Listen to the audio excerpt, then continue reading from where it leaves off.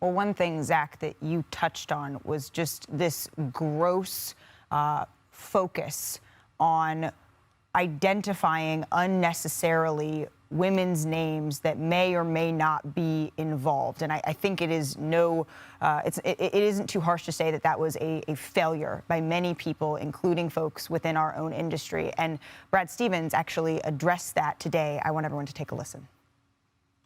We have a lot of talented women in our organization, and I thought yesterday was really hard on them, and I think that nobody can control Twitter speculation and rampant,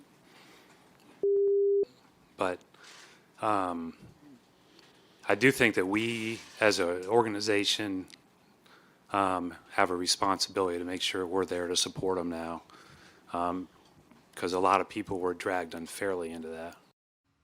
I want to bring in our NBA analyst Kendrick Perkins into this conversation because, Perk, you played for the Celtics organization. What were your thoughts on this message here?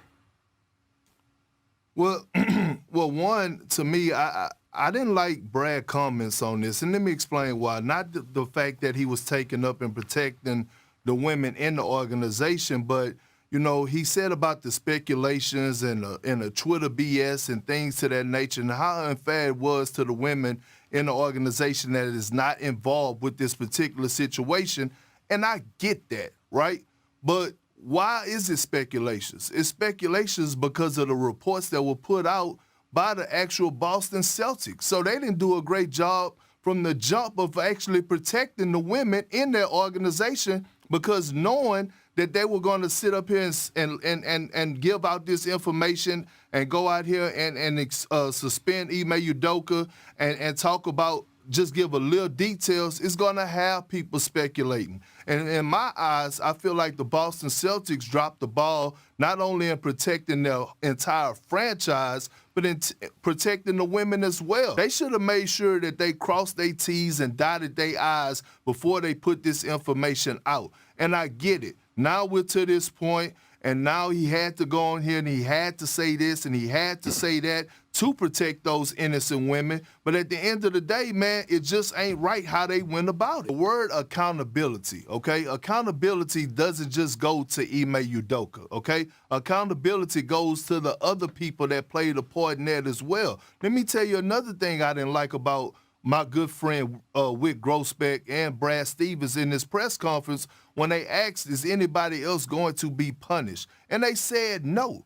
And my whole thing is this, right? These are some of the facts that have been out. These are some facts that I know that, this relationship, one of these relationships that was had with Ime Udoka and one of these women, it was consensual, meaning that this woman actually played a part in it too. So my thing is, yes, Ime Udoka was wrong. We get that. His punishment, he deserved that, and whatever else follows, I hate it for him, but he put himself in this position.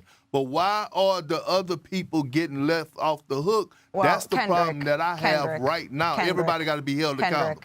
I think that we need to circle back to what Shanae said, is that there was an investigation that was conducted by an independent law firm here, and I think that transparency is what will rule the day here. And so without having all of the information, it is unfair and irresponsible of us to go and to speculate on that, because what we have to... Well, I'm not speculating. Sure. I have the information. I'm not speculating. But what we have to go with here is the fact that an independent law firm came in, did this investigation, and the facts that they were presented, they came to the conclusion that Ime Udoka violated a policy that warranted a 1-year suspension. And I share your frustration with the lack of transparency, while understanding that there is some things that they need to, from a legal perspective, keep private. But knowing all of that, understanding all of that, we have to come to the conclusion that whatever rule, the conduct that was broken on one side, it is not the same on the other side. I thank you for your perspective. First, she calls out Stephen A. Now she completely shuts Perk down. He had the information, according to him, and that doesn't surprise me at all. Kendrick Perkins is someone well known in the Celtics organization. but she still got upset, shut him down. She took him off the air. This is what happens when you have everybody agree all the time on ESPN. If you take everybody with the same perspective, the moment that someone on there has a different opinion, they're immediately taken off. Everyone agrees that Udoka was in the wrong. No question about it. He deserves to be punished. But the moment anybody else tries to say, hey, maybe there's other people that should be held accountable to prevent these things from happening in the future or with other organizations, everybody gets so defensive and tries to just defend women or make it a man versus woman thing. This is not about men versus women. This is about who was involved, what could they have done differently, and how can we prevent these things from happening in the future. And when Malika just takes people off the air like that, just for disagreeing or having the information that maybe even she doesn't have and she doesn't want to hear it, that's damaging. But I don't know, guys. Maybe I'm wrong. Let me know in the comments what you guys think of Kendrick Perkins being taken off the air by Malika Andrews, and leave a like if you enjoyed this video, and subscribe for more NBA content just like this, and I will see you in the next upload.